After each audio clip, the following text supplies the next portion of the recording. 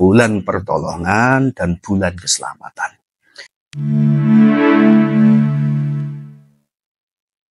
Assalamualaikum warahmatullahi wabarakatuh. Sobat ngaji dimanapun Anda berada, sebentar lagi kita akan menghadapi bulan Muharram.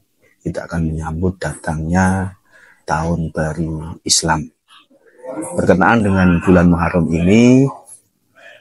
ini merupakan salah satu bulan yang dimuliakan oleh Allah Subhanahu wa Ta'ala dan diharamkan di dalamnya untuk melakukan peperangan. Kemuliaan bulan Muharram ini sebagaimana disampaikan oleh Imam Fakhruddin Ar-Razi dalam kitabnya, tafsirnya di juz 16 halaman 53 ketika beliau menafsirkan ayat ke-36 dari surat At-Taubah. Beliau menyampaikan bahwa makna haram itu annal maksiyah fiha asaddu iqaban wa ta'ah fiha aktsaru sawaban.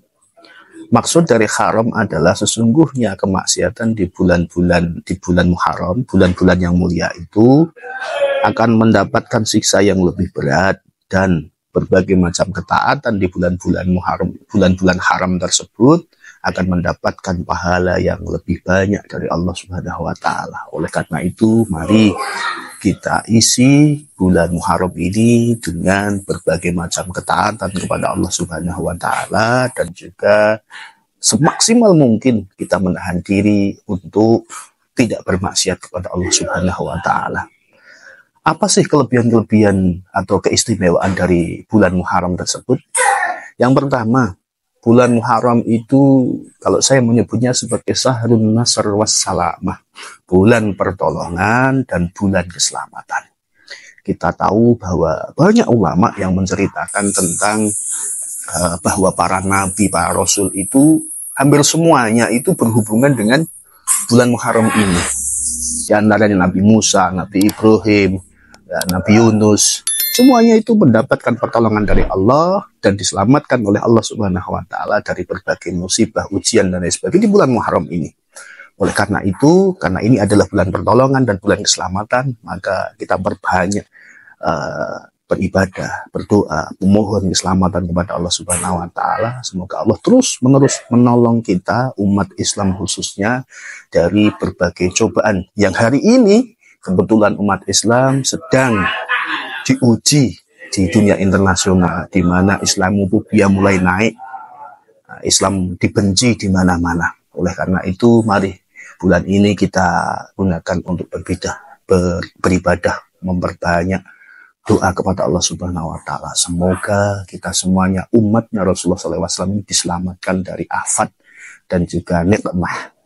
Kemudian yang kedua, keistimewaan yang kedua, bulan Muharram ini disebut sebagai Syahrus Syiyam, bulan berpuasa.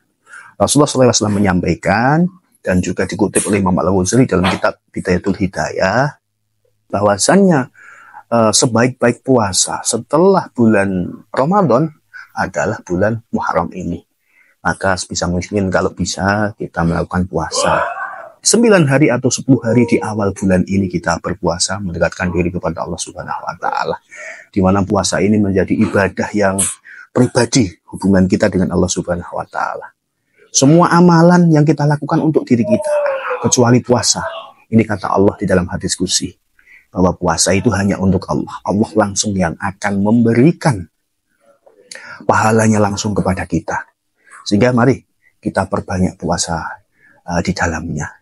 Bahkan kalau bulan Muharram seperti ini, para santri itu kebanyakannya berburu ijazah, kesana kemari nyari-nyari ijazah untuk diamalkan, dipuasai, ditirakati. Nah, mari kita manfaatkan datangnya bulan Muharram ini dengan memperbanyak puasa kepada Allah Subhanahu wa Ta'ala sebagai sarana kita memohon kepada Allah Subhanahu wa Ta'ala segala bentuk hajat kita kepada Allah. Kita mohon kepada Allah dengan cara berpuasa. Kemudian yang ketiga, bulan Muharram ini juga saya sebut sebagai Syahrul Aitam, yaitu bulannya anak yatim. Oleh karena itu, mari sobat ngaji semuanya, kita ikut serta menyantuni anak yatim. Kalau di 11 bulan yang kemarin kita ini lupa, maka di bulan ini, ayo minimal di bulan ini kita ikut serta menyantuni anak-anak yatim. Kita ingat bahwa Rasulullah SAW pun dilahirkan dalam kondisi yatim, maka kita ikut menyantuni anak yatim ini sebagai wujud mahabbah kita kepada Rasulullah SAW. Kita mengingat bahwa Rasul kita itu dilahirkan dalam kondisi yatim, sehingga kita tidak akan disebut oleh Allah Subhanahu wa Ta'ala sebagai yukadzibu biddin, para pendusta agama. Ya minimal 1 kali dalam 1 tahun di bulan ini. Walaupun sebaiknya kalau bisa ya setiap bulan, atau kita ingat menyisihkan uang kita sedikit di bulan-bulan lain selain bulan Ramadan, kita ikut menyantuni. Tapi minimal kalau memang kita tidak mampu, ya di bulan ini. Gitu. Kemudian yang keempat, keistimewaan bulan Muharram ini yang keempat adalah kita sebut sebagai Syahrul Husni, bulan berduka cita. Kenapa kita harus berduka cita? Ya, kita ingat bahwa salah satu cucu Rasulullah SAW yang paling disayangi juga, yaitu Sayyidina Husain, itu syahid di bulan Muharram ini. Oleh karena itu, para ulama Ahlus Sunnah wal Jamaah, khususnya di tanah Jawa ini, karena menghormati wafatnya atau syahidnya Sayyidina Husain, sebagai bentuk mahabbahnya menghimbau kepada seluruh masyarakat untuk tidak melakukan perayaan, menunjukkan rasa senangnya di bulan ini, tapi harus menunjukkan rasa duka cita yang mendalam, bela sungkawa yang mendalam, sehingga kita tidak mengadakan ikhtifal, perayaan-perayaan seperti itu. Akan tetapi, kalau seandainya kita misalnya mau menikah, mengadakan perayaan di bulan ini, sebenarnya juga tidak apa-apa.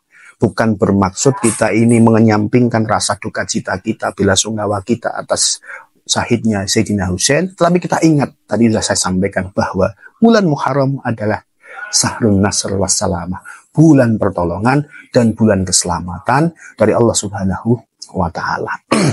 Jadi keyakinan kita harus kita pupuk kepada Allah Subhanahu wa Ta'ala, bahwasannya baik dan buruk, khairihi wa syarihi, qada qadar ini sudah Allah tentukan. Jadi tidak ada hubungannya kemalangan, musibah yang kita temui misalnya di bulan Muharram ini karena kita mengadakan perayaan atau ihtifal terus ada kemalangan, maka itu harus kita kesampingkan jauh-jauh. Jadi keyakinan yang semacam itu harus mulai kita tepis, kita harus yakin kepada Allah Subhanahu wa Ta'ala. Saya pikir hanya itu yang bisa saya sampaikan. Mohon maaf atas segala kekurangan, dan apabila ada perbedaan pendapat atau apa, mohon dimaklumi adanya. Terima kasih. Assalamualaikum warahmatullahi wabarakatuh.